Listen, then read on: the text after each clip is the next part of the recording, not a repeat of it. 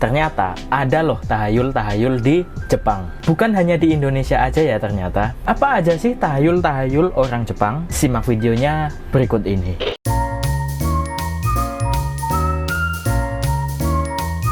Sembunyikan jempol saat berpapasan dengan mobil jenazah. Jadi saat kita mengemudi, kebetulan berpapasan dengan mobil jenazah yang lewat ya, kita diharuskan untuk menyembunyikan jempol kita seperti ini saat menyetir. Jadi di Jepang itu dipercaya kalau orang mati, arwahnya itu masih ada di sekitar jasadnya. Jadi dengan kata lain, jika nggak hati-hati, bisa saja arwah ini melakukan sesuatu yang buruk saat berpapasan sama mobil kita. Kenapa sih harus menyembunyikan jempol kita saat berpapasan dengan mobil jenazah? Karena arwah orang mati tersebut itu bisa masuk di antara kuku dan kulit yang ada di jempol kita. Nah, dengan menyembunyikan jempol itu ya, itu dapat mencegah roh atau arwah itu masuk ke dalam tubuh kita.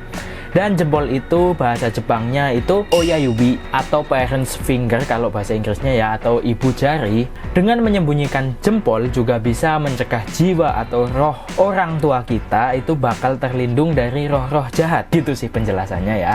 Ketika burung gagak menangis, bakal ada sesuatu buruk yang terjadi. Jadi di Jepang itu ketika ada crying crows istilahnya ya, atau gagak yang menangis, itu bakalan ada semacam hal buruk terjadi. Misalnya kayak kematian, kecelakaan, dan juga gempa besar. Memetik bunga higanbana akan membuat orang mati bangkit dari kematian. Bunga higanbana udah pada tahu kan ya, jadi seperti ini. Dan di kuburan Jepang itu di sekitar Nisan, itu biasanya ditanami bunga higanbana. Fungsinya untuk mengusir tikus biar nggak menggali dan merusak kuburan. Dan tanpa sadar, dengan memetik bunga-bunga ini menjadikan tikus-tikus tadi itu bakalan menyerbu kuburan dan menggali bisa sampai ke bawah jenazah yang ada di bawah itu ya. Makanya bisa dikatakan jika Anda memetik bunga higanbana, orang mati akan bangkit. Dan ada teori lain juga mengatakan itu karena bunga higanbana ini itu beracun ya. Jadi sangat berbahaya untuk anak-anak yang tidak tahu. Gimana kalau anak-anak itu memetik dan membawanya pulang? Itu kan bahaya banget. Makanya diciptakan tahayul seperti ini. Jadi masuk akal ya, tahayul ini diciptakan itu agar anak-anak tidak memetik bunga yang beracun ini. Tahayul yang keempat, jangan mencuci pada malam hari. Jadi ada legenda Jepang mengatakan jika kalian menjemur cucian malam hari, kalian bakal dihantui arwah orang yang mati.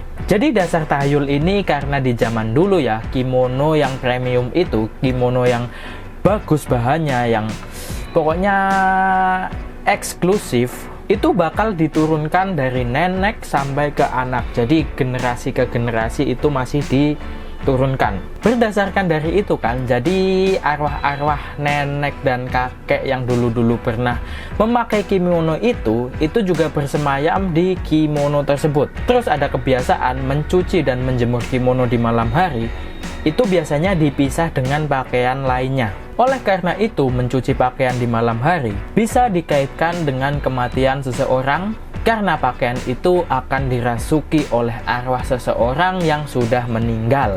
Orang yang di tengah foto akan cepat meninggal. Ini terjadi ketika zaman dulu kamera masih menjadi teknologi yang sangat modern. Orang Jepang mempunyai anggapan orang yang ada di tengah foto jiwanya bakal terkuras cepat. Oleh karena itu, jadi akan cepat untuk meninggal. Jadi karena dulu teknologi kamera masih sangat minim ya, ketika foto bersama 3 orang, maka fokusnya bakal ada pada orang yang di tengah. Masuk akal ya? Ketika fokus berada pada orang yang di tengah, jiwanya akan lebih terkuras dan akan cepat mati. Tapi ini ada logikanya sih.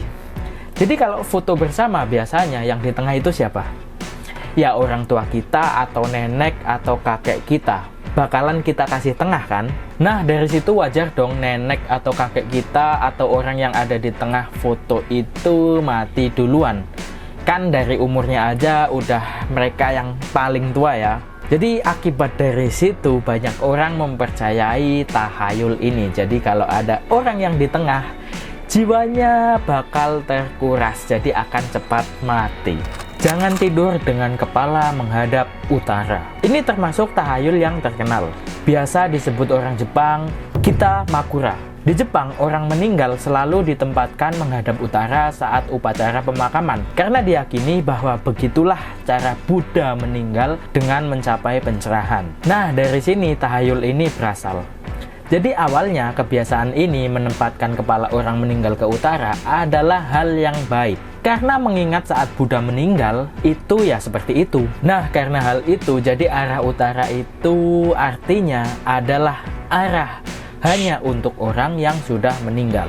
Dan oleh sebab itu ya, jika tidur dengan menghadap utara, itu sebagai pertanda buruk.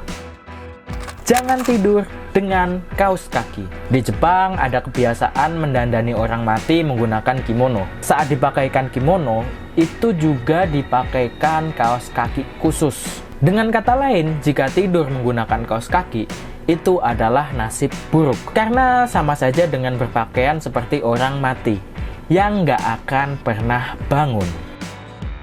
Jangan bersiul saat malam hari. Ada banyak alasan kenapa siul malam hari itu bisa mendatangkan nasib sial. Yang pertama, karena bersiul akan mendatangkan evil spirit atau hantu. Yang kedua, bersiul ini biasanya digunakan oleh para kidnappers atau penculik ya, dan pencuri untuk berkomunikasi. Yang ketiga, itu simple aja. Bersiul di malam hari bisa mengganggu tetangga. Intinya, bersiul di malam hari bakalan mendatangkan tamu yang nggak diundang. Atau tamu-tamu yang buruk tadi seperti evil spirit atau kidnappers atau pencuri. Jangan memotong kuku saat malam hari. Bahasa Jepang memotong kuku malam hari itu adalah yozume. Nah, yozume ini homonim dari yozume. Jadi beda pada kanjinya ya. Jadi, yozume ini memiliki arti lain juga yang berarti kalau bahasa Inggrisnya shorten someone's lifespan atau memperpendek umur orang. Tapi nggak hanya itu saja ya, ada alasan lainnya juga kenapa memotong kuku di malam hari itu tidak boleh. Itu karena di zaman dahulu orang Jepang memotong kuku menggunakan pisau kecil dan itu sangat berbahaya dilakukan saat malam hari.